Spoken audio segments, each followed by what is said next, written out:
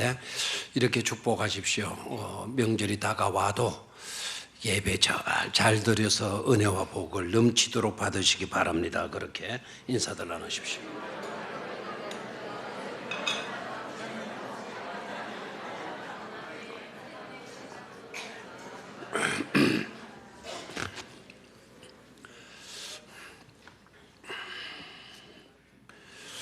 어떤 분이 이런 이야기를 했어요. 나 이명박 대통령 너무 잘 알아 그랬어요. 그래서 이명박 대통령 고향이냐고 그랬더니 아니라 그래요.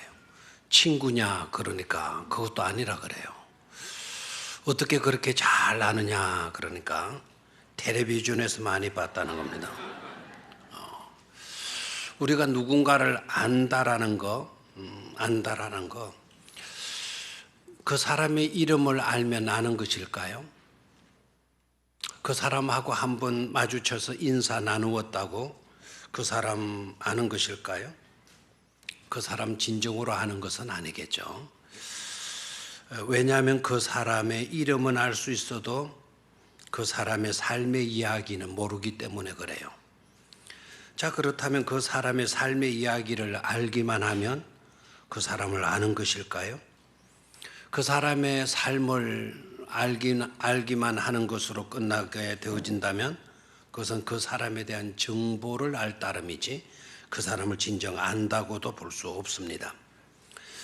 그 사람을 진정으로 내가 잘 알고 있다라고 하면 그 사람의 이름이 뭔지 그 사람의 삶의 스토리가 어떠한지 그걸 알고 그걸 알 뿐만 아니라 그래서 그 사람을 이해하게 되고 그래서 그 사람을 도와주고 그래서 그 사람에게 배려하게 되고 그리고 그 사람의 삶을 통해서 내가 교훈을 얻고 그리고 그 사람을 끌어주는 단계까지 갔을 때 비로소 우리는 그 사람을 안다라고 말할 수 있는 것이죠. 오늘 다니엘에 대해서 말씀을 나누게 될 것인데 이 다니엘에 대해서 여러분 다니엘을 알고 있습니까? 다니엘 이름 정도 압니까? 다니엘의 그 다니엘 성경 정도 압니까? 그 정도 가지고는 다니엘을 안다 말할 수가 없어요. 마지막 단계까지 나아가야만이 우리는 다니엘을 안다라고 말할 수가 있을 것입니다. 그래서 오늘 그와 같은 단계까지 나아갈 수 있게 되기를 축원합니다. 자, 그러면 다니엘은 어떤 사람이냐?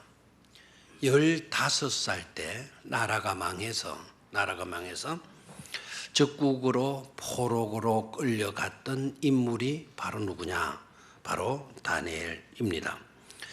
적국으로 끌려갔지만 포로로 끌려갔지만 워낙 하나님께서 다니엘을 사랑하시고 다니엘에게 재능을 주셔서 탁월한 재능을 갖고 있었기 때문에 그 메데 파사라고 하는 제국의 왕으로부터 피갑을 받게 돼요. 이렇게 지명을 받게 돼요. 그리고 일을 맡겨 보니까 똑소리 나게 잘하거든요. 인품도 좋고 아주 정직하고 또 청렴하고 결백하고 그래서 나중에는 다니엘이가 메데 파사 제국의 총리까지 됩니다. 포로로 끌려갔던 인물이 총리가 돼요. 총리가 4명 있었는데 4명 중에서도 가장 뛰어난 가장 힘이 있는 그런 총리가 되죠. 120명의 지방 장관들이 있었고 그 120명들을 관리하는 4명의 총리를 두고 4명의 총리 가운데서도 가장 뛰어난 직책에 다니엘이 앉게 되는 것입니다. 그렇게 되니까 정적들이 많을 수밖에 없죠.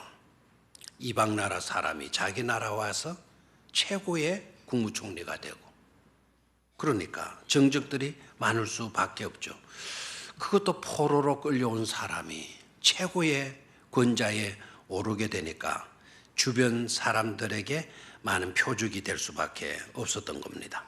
그래서 다니엘을 몰아내려고 흠집을 찾으려고 애를 쓰는 거죠. 그러나 흠집을 찾지를 못해요. 그에 대해서 흠을 잡아가지고 꼬투리를 잡아가지고 몰아내려고 해도, 그래서 다니엘을 알아보면 알아볼수록 흠은 보이지 않고 다니엘에게 있어서 충성심 외에는 발견되는 게 없어요. 좋은 점만 발견이 되는 거예요. 이쯤 되게 되면 다니엘을 미워하고 시기했던 것도 다 버리게 되고, 자기네들보다 훨씬 탁월하니까 다니엘을 인정해주고 다니엘을 높여주면 얼마나 좋아요. 끝내 이 사람들은 그렇게 하지 않아요. 결국 신앙의 문제를 삼아가지고 다니엘을 축출하려고 하는 계획을 가지게 되죠. 종교적인 문제가 아니고서는 다니엘을 축출할 수가 없겠다, 그렇게 생각하고 다니엘을 지켜보니까 다니엘은 기도의 사람이잖아요. 하루에 수차례 기도를 하는 거예요. 하루에 3번씩이나 이렇게 기도를 하는데, 그곳에 그 기도하는 모습에서 아이들을 얻어요. 사탄이 아주 그런 계략을 준 거죠.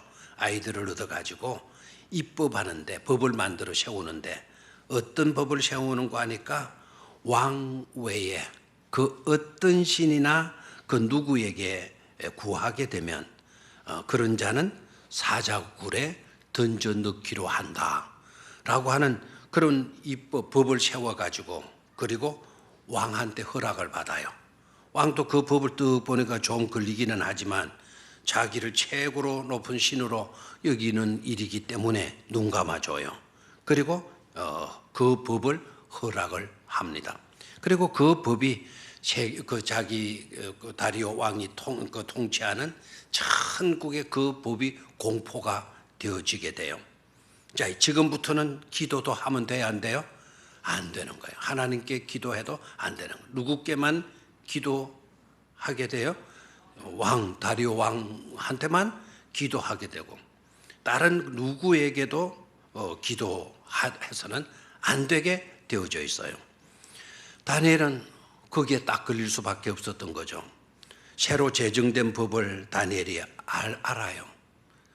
최고의 총리가 그 법이 통과됐다라는 것을 모를 리가 없겠죠.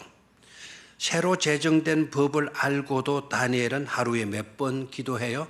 하루에 3번 기도해요. 그것도 그냥 기도하는 것이 아니고 예루살렘을 향한 창문을 열어놓고, 그리고 무릎을 꿇고 하나님께 기도하는데, 어떤 기도를 드리는가 하니까 하나님 엉뚱한 법이 제정되어져서 골치 아프게 되었습니다. 왜 이런 법이 통과되도록 하십니까? 이런 법을 폐기 처분해 주십시오.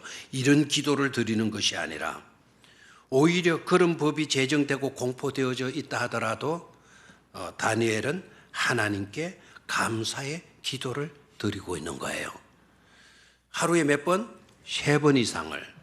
아침에도 감사, 점심 때도 감사, 저녁 때도 감사, 또 그 이후에 기도하는 시간이 있으면 그때도 감사의 기도를 드리는 것입니다. 참 놀랍죠, 그죠? 다리오 왕은 자신의 의지와는 달리 참소하는 사람들로 인해서 누구도 살아나올 수 없는 굶주린 사자굴에 다니엘을 던져 넣을 수밖에 없게 돼요. 그 기도하는 그것 때문에 다니엘은 빼도 박도 못하는 그 법에 딱 걸리게 되었으니까 때는 이때다 싶어가지고 다니엘을 왕에게 고발을 하게 되죠. 왕은 하필이면 다니엘이 고발당해서 이렇게 올라오게 되니까 다리오 왕은 다니엘을 지켜주고 싶은 거예요.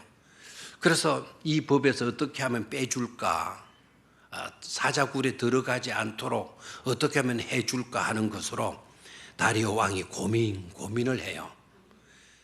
시일을 늦추게 되니까 참소하는 사람들이 또 찾아와서, 왕이요, 왜 빨리 법을 집행하지 않습니까? 이렇게 법을 제정해 놓고도 지키지 않게 되게 되면 백성들이 어떻게 나오겠습니까? 너도 나도 법을 어기고 나오게 되어지면 어떻게 하겠습니까? 그러니 어서 속히 법을 집행하십시오. 막 이렇게 닭달을 부리니까 다리오 왕이 결국 그들의 닭달에 못 이겨서 다니엘을 어디에 집어넣어요? 사자굴에 집어넣도록 지시를 해요. 그리고 큰 돌로 입구를 막아버립니다. 큰 돌로 가지고 와서 굴의 입구를 막고, 그리고 그것 가지고도 부족했던지 왕과 귀족들의 도장을 찍습니다. 누구도 돌을 옮기지 못하도록, 그리고 거기에 구덩이에 빠져있는 다니엘을 구출할 수 없도록 그런 장치까지 다 이렇게 취한 거예요. 실제적으로 그 동굴의 굴을 막을 필요도 없어요. 그 동굴은 굉장히 깊은 동굴이고, 그리고 위가 조금 밑에가 너무나 둥글 이런 동굴이기 때문에 그 누구도 자력으로는 나올 수 없는, 탈출할 수 없는 그런 동굴이에요. 그리고 굶주린 사자들이 있는 그곳으로 다니엘을 집어넣었으니까 굶주린 사자가 다니엘을 그냥 둘 수가 있겠어요? 먹잇감이 왔는데. 그러니까 굳이 돌을 갖다 옮겨 놓을 필요도 없고, 그 다음에 거기에다가 도장을 찍어야 될 이유도 없음에도 불구하고 그렇게 합니다. 철저하게 다윗을 임봉해버리고 없애고자 하는 전술이었던 거죠. 실제적으로 우리들의 삶도 그런 그 경우에 놓일 때가 없지를 않습니다. 믿음으로 살았는데 오직 기도의 사람으로 기도하며 산 것밖에 없는데, 그것밖에 없었는데도 불구하고 실제적인 사자굴의 위협 속에 놓이는 경우 없지 않습니다. 사람들이 파놓은 함정에 빠질 수밖에 없는 그와 같은 경우가 없지를 않습니다. 느닷없이 사업이 무너지는 일로 그 사업이라는 사자굴 속에 내동댕이 쳐질 수도 있고, 그렇게 믿어왔던 아무 탈도 없었던 건강이 하루아침에 무너져서 건강이라고 하는 사자굴에 내팽개쳐져야만 되는 그런 일들도 없지를 않고, 경제적인 사자굴, 그리고 여러 뜻하지 않은 그런 사자굴들에 놓일 때가 없잖아 많이 있다라는 사실이에요. 완전히 사자굴에 떨어지고 임봉한 것처럼 철저하게 갇혀질 수밖에 없는 그런 상황에 놓일 수밖에 없는 그런 것도 우리들의 삶 가운데는 일어나요. 지금까지 믿어왔는데 믿고 예배하고 살아온 것밖에 없는데, 늘 엎드려서 기도하며 살아온 것밖에 없는데도 그런 일을 당할 때가 없잖아 있다라는 거예요. 탈출구가 없는 거예요. No way out. 나갈 수 있는 길이 없어요. No exit. 탈출구는 없어요. 비상구도 없는 그런 위기에 놓이게 되는 경우도 없지 않다 이거예요. 이러할 때 우리는 어떻게 해야 되나 하는 겁니다. 지금 다니엘의 형편이 그런 형편에 놓여 있어요. 그 정도로 우리는 아는 것으로 다니엘을 안다라고 생각하면 안 돼요. 다니엘에 대해서 압니까? 예, 압니다. 어떤 것을 알죠? 다니엘이가 믿음 지키다가 사자굴에 빠진 거 내가 알죠. 그래서요, 그 길로 끝나버리면 안 된다라는 것이죠. 자, 일할 때 다니엘은 어떻게 했나? 두 번째 단계로 우리가 들어가서 눈여겨봐야 될 것은 다니엘의 삶은 사자굴에 떨어졌다 하더라도 그는 믿음만큼은 떨어뜨리지 않았다. 다사굴에 떨어져 있는 신세가 되었지만, 그러나 그의 삶은 믿음 안에 놓인 삶이었다라는 거예요. 한번 따라하시기를 바랍니다. 그의 삶은 믿음 안에 놓인 삶이었다. 다시 한번, 그의 삶은 믿음 안에 놓인 삶이었다. 아멘. 어디 안에 놓인 삶이었다? 믿음 안에 놓인 삶이었다. 그리고 그것이 해답이었어요. 사자굴에 떨어지게 되면 대책이 없는 건데, 사자굴에 떨어졌으니 탈출구가 있을 수가 없는데, 그런데도 믿음 안에 그가 놓여 있었고, 믿음 안에 놓여 있었던 그것이 바로 해답이 되었다라는 것이죠. 다니엘이 사자굴에 던져진 다음 날 새벽, 다리오 왕은 그 꼭두 새벽에 어디로 달려가는가 하니까 다니엘이 떨어져 있는 사자굴, 다니엘을 쳐넣은 그 사자굴로 다리오 왕이 달려갑니다. 그리고 가서 외칩니다. 다니엘아, 다니엘아, 네 하나님이 너를 구원하였느냐? 네가 믿어왔던 그 하나님이 혹시나 너를 살려주지는 않았느냐? 라고 외쳐요. 자, 여기에서 여러분 가만히 봐야 될 것은 다니엘을 사자굴에 쳐놓고 힘들어하고 정말 괴로워하고 가슴 아파하고 했던 사람이 누구인 줄 아십니까? 다니엘이 사자굴에 떨어졌으니까 다니엘이 괴로워하고 절망하고 단식하고 힘들어하고 한 것이 아니라 오히려 다니엘을 사자굴에 쳐넣은 그 일을 지시한 누가 괴로워했어요? 다리오 왕이 괴로워했던 것을 알 수가 있어요. 힘들어했다라는 것을 알 수가 있어요. 왜 그러는가 하니까 뭘 보면 알 수 있는 거 아니에요. 성경은 그렇게 설명을 해줘요. 그날 밤에 다니엘을 사자굴에 쳐넣는 시간이 해질녘이거든요. 어스름이 어두움이 이렇게 물들어올 때 다니엘을 사자굴에 쳐넣고, 그리고 그 사자굴에 왕이 있을 수가 없으니까 왕궁으로 돌아오게 되고, 왕궁으로 돌아와서는 음식을 먹지를 않는 거예요. 금식을 하고, 그 다음에 밤에 잠을 안 자는 거예요. 잠을 못 자는 거예요. 잠을 못 자고, 그리고 다니엘을 사자굴에 집어넣게 한 그 시간부터 오락을 하지를 않는 거예요. 오히려 다니엘을 그렇게 죽였다면 하면 마음이 좀 찝찝해가지고 뭐 풍악을 울려라, 뭐 춤추는 사람들을 불러와서 춤출 수도 있고, 술을 가지고 와서 술로 위로를 받고 마음을 달래려고 할 수도 있는데 일절 오락을 금해버려요. 그리고 새벽에 오기를 기다리고 기다렸다는 듯이 그 사자굴로 달려가서 다니엘아, 네 하나님이 너를 구원하였느냐? 깔뱅이의 이야기를 들어보게 되면 나는 어쩔 수 없어서 너를 사자굴 속에 집어넣고, 사자굴 속에 집어넣은 너를 나는 살려낼 수가 없지만 네가 믿었던 하나님은 혹시 너를 살려놓지는 아니했느냐? 라는 말을 한 거라고 깔뱅이 주석을 했어요. 네가 믿는 하나님, 나는 할 수 없지만, 그 누구도 하지 못하지만 네가 믿는 하나님은 혹시 너를 살려내지 않았느냐라는 질문을 한 거예요. 그랬더니 안에서 소리가 들려요, 안 들려요? 소리가 들리는데, 왕이여, 만세수를 하시옵소서. 오 마이 킹, 오 나의 왕이여, forever living, 오래오래 사시옵소서라고 이렇게 인사를 하는 거예요. 그러니까 왕이 깜짝 놀랄 수밖에 없죠. 뭐냐 다니엘, 네 목소리 맞냐? 뭐 제가 이 주일학교 설교라 그러면 멋지게 할 수가 있겠는데, 이거 다니엘 네 목소리 맞냐? 다시 한번 말해보거라. 왕이여, 만세수를 하시옵소서. 내가 믿는 하나님께서 사자들의 입에서 나를 지켜주셨습니다. 천사들을 미리 보내놓으셨고, 천사들이 와서 사자들의 입들을 봉해 놓으셨습니다.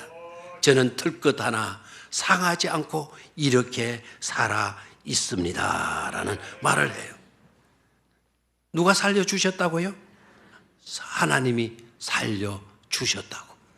근데 다리오 왕도 그것 하나 믿었던 거예요. 네가 믿는 하나님은 남다르다, 특출하다. 네가 믿는 하나님이니까 그 하나님은 너를 살려주실 수 있지 않겠는가. 그렇게 믿었고, 실제적으로 그 믿음이 현실로 뭡니까? 그대로 사실로 입증이 되어진 것 아닙니까? 그렇다면 왜 하나님께서는 천사들을 보내서 그 사자들의 입을 봉했고 다니엘을 살려두셨을까요? 다니엘의 어떤 것 때문에, 무엇 때문에 하나님은 다니엘을 살려주셨을까요? 거기에 대한 해답이 23절입니다. 23절을 소리내서 같이 읽어볼까요? 시작. 더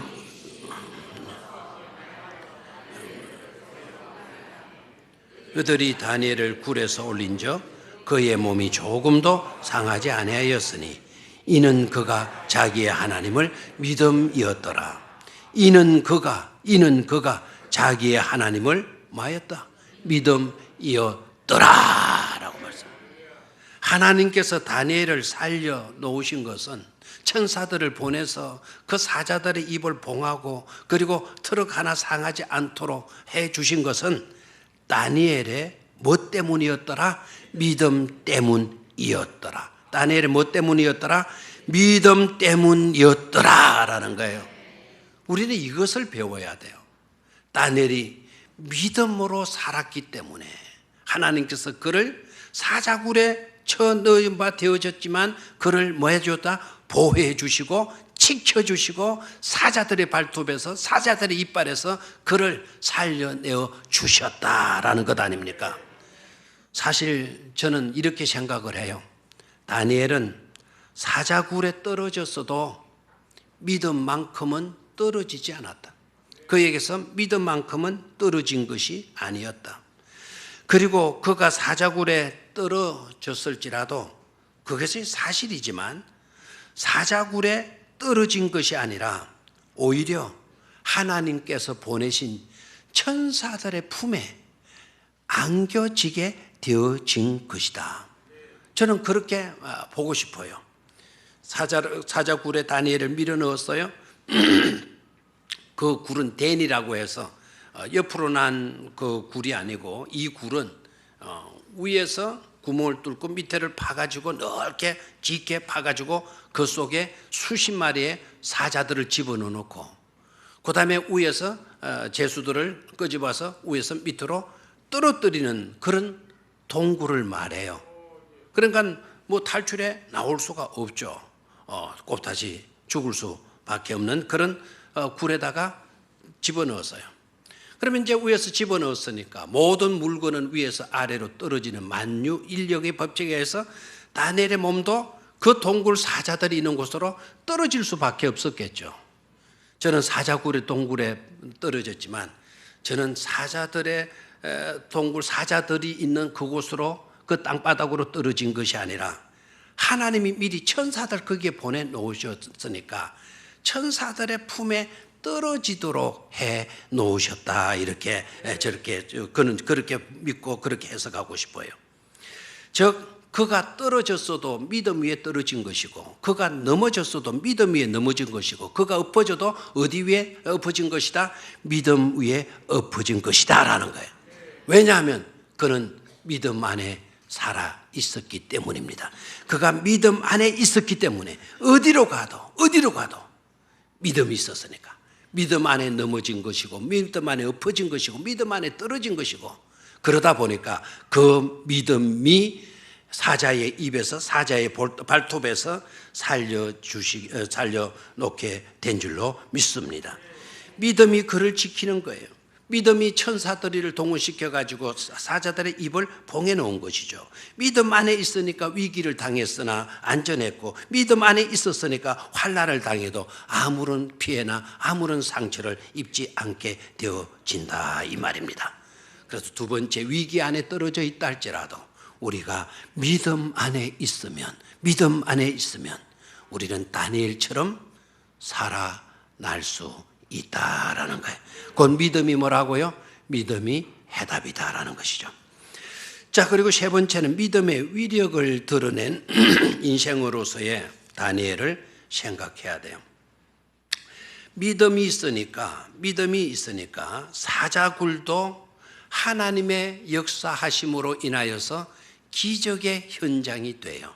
다시 한번 믿음이 있으니까 사자굴도 하나님의 역사하심으로 무의 현장이 된다? 기적의 현장이 된다라는 거예요. 사자굴도 뭐가 돼요? 기적의 현장으로 바뀌어지게 된다라는 겁니다. 오늘 본문을 통해서 살펴보게 되면 이 이야기 속에서 대조적인 내용을 발견할 수가 있어요. 이 스토리 속에서 눈에 딱 부각되는, 딱 드러나는 것이 바로 뭔가 하니까 대조를 통해서 하나님께서 우리에게 메시지를 주시고 계신다라는 것을 깨달을 수가 있어요. 먼저 어떤 것이 대조가 되는가 하니까 피를 보고자 하는 사람들과 그리고 피에 굶주려 있는 사자들, 마치도 피에 굶주려 있는 사자들처럼 피를 보고자 노력하고 애쓰고 집착하는 그런 사람들을 볼 수가 있어요. 그런 반면에 어떻게 하면 피를 보지 않을까? 피를 보지 않고 살리고자 애를 쓰는 사람의 모습이 대조되고 있어요. 피를 보고자 하는 사람들, 피에 굶주린 사자처럼 피를 보고자 하는 사람들은 오늘 다니엘에게 있어서 정적들이에요. 다니엘의 총리된 것을 시기하고 질투하고 포로된 주제에 우리나라에는 왜 인물이 없냐, 이런 놈을 어떻게 총리로 이렇게 세우느냐, 그것에 대해서 불만해서 결국 피를 보고 죽여버리려고 하는 그런 사람들이 있는가 하면 살리고자 애를 쓰는, 어떻게 하면 살릴까라는 것으로 고민하고 몸부림치고 하는 사람을 볼 수가 있죠. 그 사람은 바로 다리오 왕의 모습을 보게 되는 겁니다. 그리고 다리오 왕과 다니엘을 대조시켜 놓고 있어요. 다리오 왕은 어떻습니까? 다리오 왕은 의지가 약한 사람이에요. 다니엘이 흠이 없다, 다니엘이 나쁜 사람이 아니다, 다니엘은 정말 좋은 훌륭한 사람이다라는 것을 알고 있으면서도 참소하는 사람들에 의해서 흔들려요. 그리고 결국 다니엘을 사자굴에 집어넣으라고 지시하고 맙니다. 마치도 신약의 빌라도와 같은 그런 지도자인 것임을 알 수가 있죠. 그런 반면에 다니엘은 어떠하냐? 다니엘은 의지가 강한 사람, 의지가 강한 사람이 고집이 센 사람, 그런 뜻이 아니고 믿음이 강한 사람이었다. 강한 믿음의 사람으로 다니엘은 나타나고 있잖아요. 입법이 되어져서 기도하면 안 된다는 것을 알고서도 그는 기도의 사람에서 벗어나지 않습니다. 믿음을 가지면 안 된다는 그와 같은 상황이었는데도 불구하고 믿음 없는 자가 아니라 믿음 있는 자로 끝까지 사자굴마저도 두려워하지 않고 믿음을 지키고 있는 것을 보게 됩니다. 그러니까 다니엘은 다리오 왕과는 달리 굉장히 의지가 강한 믿음의 사람으로 나타나고 있죠. 결국은 어떻게 됩니까? 결국은 믿음의 사람이 이기는 것을 우리에게 보여주고 있죠.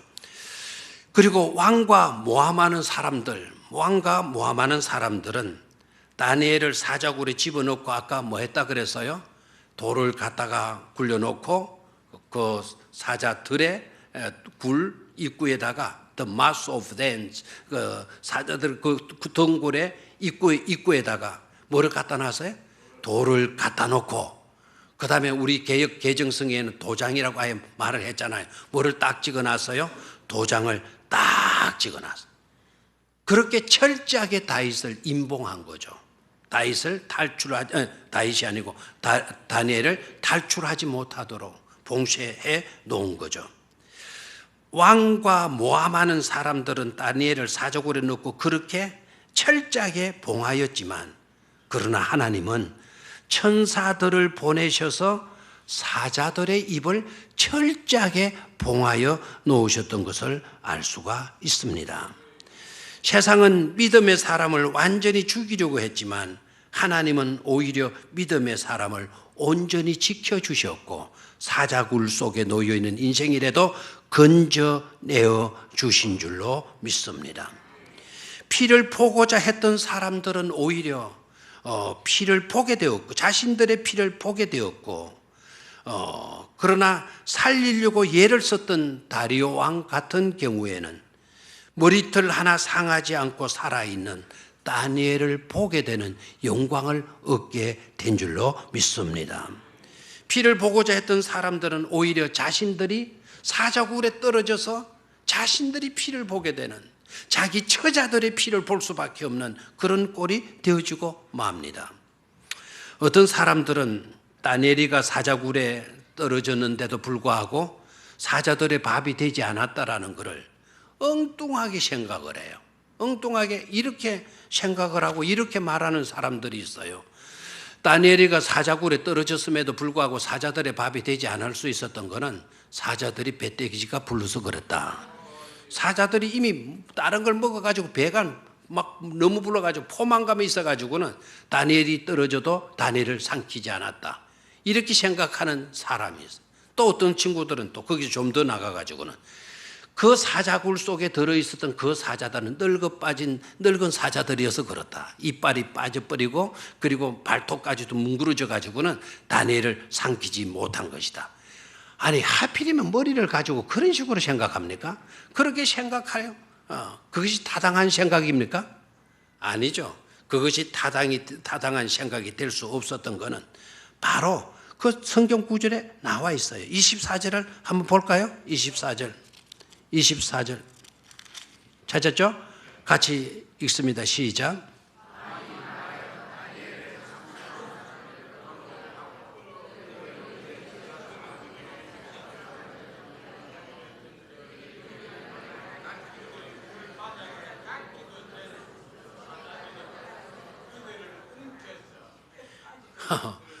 그 이빨 빠진 사자라 그러면, 늙어 빠진 사자는 배돼지가 부른 그런 사자라 그러면 어떻게 다니엘을 모함했던 사람들, 왕이 막 화가 난 거죠. 이때는 막 왕이 달라진 것 아닙니까?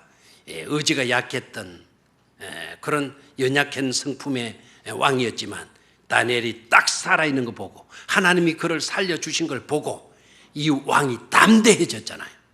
다니엘을 모함했고 입법을 주장했던 그 친구들 다 끌어내서 처자까지 끌고 와서 어디에 쳐넣어버려라, 사자굴에 쳐넣어버리라고 명령했잖아요.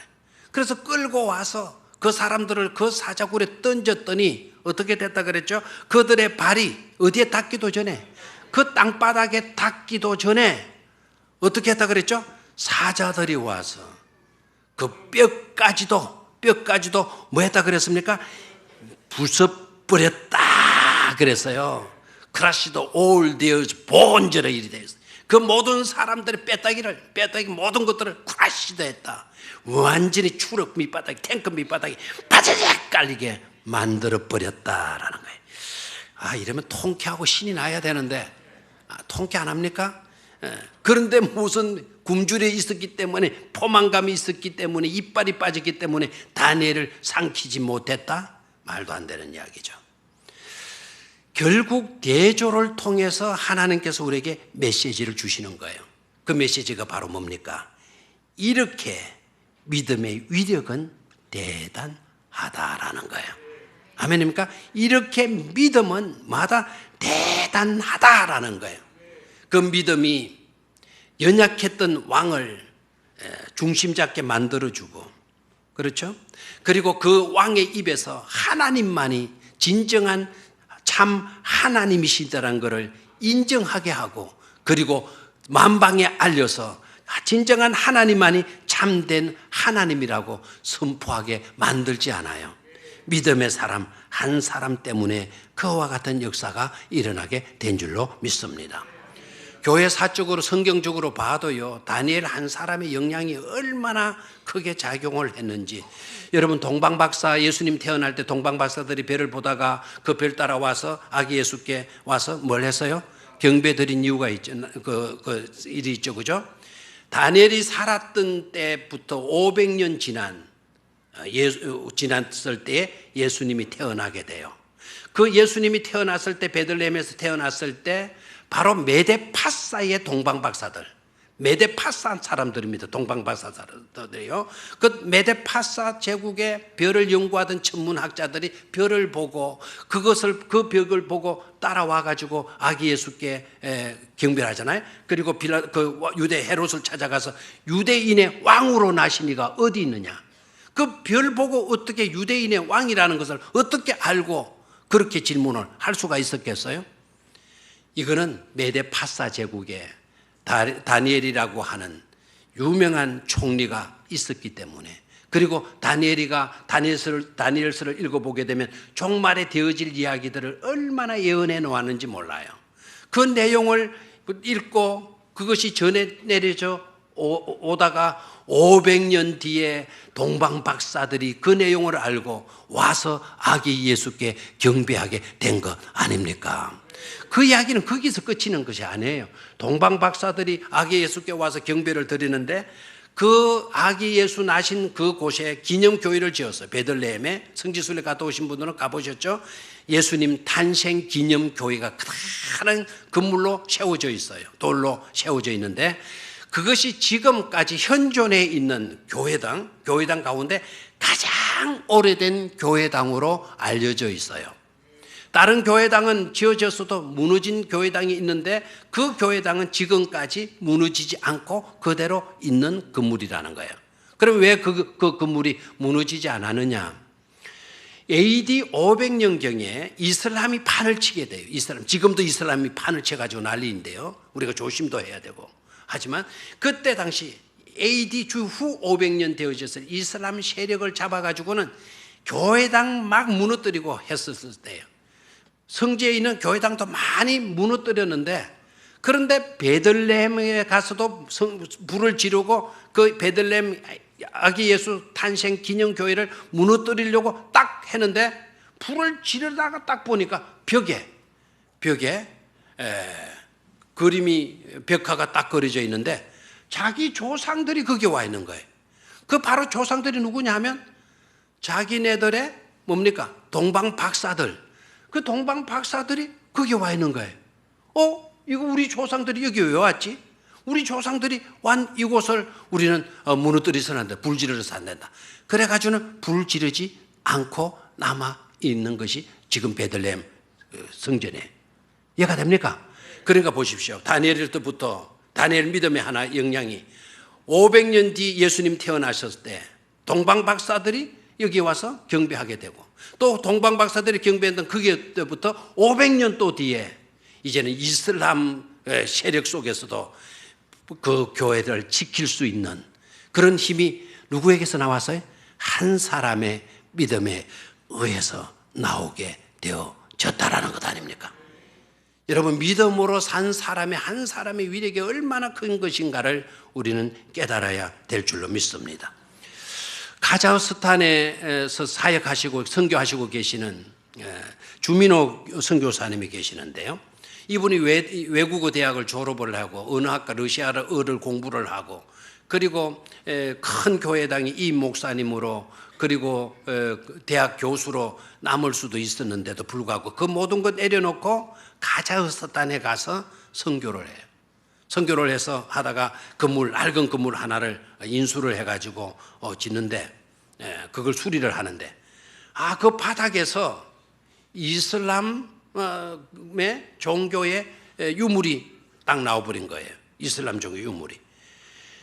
이걸 감추었으면 참 좋았는데 그만 이게 뭔가 싶어가지고 이제 알렸더니 아이고 이슬람 종교 지도자들이 와가지고는 이거는 우리의 유물이다. 여기에서 손 떼라. 그리고 당장 여기에서 떠나라. 막 이렇게 나온 거예요. 그래 주선교사님이 얼마나 괴로워해요. 모든 것 내려놓고 여기 와서 겨우 자리 잡고 이제 교회당 만들어가지고 예배 드리고 하려고 했는데 이렇게 막히니까 얼마나 괴롭겠어요. 그래서 고민하고 안타까워하고 기도하는데 한 번은 성령님께서 감동을 딱 주시더라는 거예요. 그리고 용기가 생기더라는 거예요. 그래서 당장 나가라고 이 사람들이 나가라 했을 때 안 나가면 어떻게 되는지 알잖아요. 나가라 했는데도 이 주 선교사님이 그 지도자들에게 이렇게 이야기를 했대요. 내 마음대로 할 수가 없다. 나에게는 나를 지시하시는 윗분이 계시는데 그 윗분이 허락해야지 내가 나갈 수 있다고 이렇게 했다는 거예요. 그랬더니 그 이슬람 지도자들이 그러면 네 윗분이 누구냐? 라고 묻더래요. 그러니까 주 선교사님이 지금은 말할 수 없다. 때가 되면 내가 말하리라. 그렇게 이제 임기응변으로 해서 넘어가는가 싶었는데 그런데 한국 대사관에서 전화가 걸려오더래요. 그리고 몇 날을 지내는데 한국 대사관에서 연락 오기를 우리나라 대통령, 한국 대통령이 카자흐스탄을 방문을 하는데 통역할 사람이 없다. 소문을 듣자니까 당신께서 통역을 할 수 있다고 해서 연락을 드리는데 통역을 해줄 수 있겠느냐. 그래가지고 없다고 하니까 주민호 선교사님이 그렇게 하겠다고 가서 통역하러 간 거예요. 통역으로 가니까 우리나라 대통령하고 카자흐스탄의 대통령하고 마주 앉아가지고 대화를 하는데 그 가운데 주민호 선교사님이 딱 앉아 요 말 듣고 아 말하고 요 말 듣고 저런 말 왔다 갔다 왔다 갔다. 이게 전국에 카자흐스탄 전국에 생방송으로 TV 중계가 됐다라는 거예요. TV를 중계를 딱 보는데 바로 주 선교사 교회당 지었는데 거기에 그 관련됐던 이슬람 지도자들이 보던 사람이 나와 있는데 왔다 갔다 왔다 갔다 하는데 이게 굉장하거든.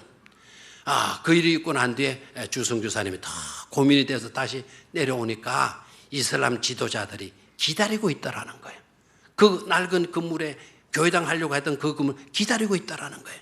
기다리면서 오니까 하는 말이 당신에게 윗분이 있다고 그랬는데 당신이 윗분이 있다고 그랬는데 그 윗분이 바로 그분이었느냐고, 그분이 바로 자기 나라 대통령이었느냐고 이렇게 하면서 그때부터 호의로 대해주고, 그리고는 당신네들한테 내가 우리가 3,000명을 줄 거니까 당신네들 여기에다가 제발 죽고들랑 우리와 같이 묻지 말고 3,000병 준 그 땅에다가 묻어달라.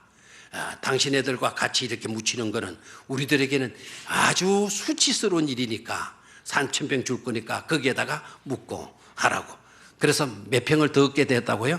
3,000명을 공짜로 더 얻게 되어졌다는 그런 이야기, 그런 간증을 제가 읽어봤어요. 누가 하시는 일이죠? 하나님께서 하시는 일이에요. 결론을 맺습니다. 인생을 살아가는 가운데 보게 되면 항상 위기는 있다. 그리고 그 위기를 피할 수 있는 길은 우리에게는 없다. Not way out. 우리에게는 길이 없어. 출구가 없어. 그것이 현실적인 문제예요. 그러나 우리의 삶의 현실에는 위기만 있는 것이 아니고 구하기만 하면 항상 응답하신 하나님도 현존에 계신다는 사실입니다. 오늘 다니엘의 스토리가 오늘 우리에게 던져주는 교훈이 바로 그거예요. 다니엘이가 사자굴에 떨어지는 위기적인 상황만 있는가 싶더니 바로 그 곁에 그를 지키고 보호하고 계시는 하나님이 현존에 계시다라는 것을 우리에게 말씀해 주고 있는 줄로 믿습니다. 우리의 위기와 우리의 고난이 현실적인 것처럼 정말 우리가 이것은 추상적인 것, 상상 속에 있는 고난이 아니잖아요. 이 위기와 고난이 현실적인 것처럼 하나님의 응답하심과 하나님의 건져주심도 현실적이라는 것을 우리로 하여금 믿도록 해주는데 이 스토리의 의미가 있는 줄로 믿습니다. 결국은 누가 이긴다고요? 믿음이 이긴다라는 것.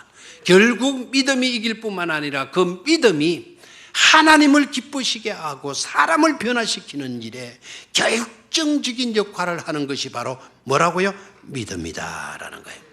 아멘입니까? 그래서 성경의 기록이 세상을 이기는 이김은 이것이니 곧 우리의 뭐라고요? 믿음이다. 믿음이 없이는 하나님을 기쁘시게 할 수 없나니 그것을 역으로 생각하면 믿음이 있으면 누구를 기쁘시게 할 수가 있다? 하나님을 기쁘시게 할 수가 있다라는 거죠. Without faith, 믿음이 없으면 we cannot please God. 우리는 절대로 하나님을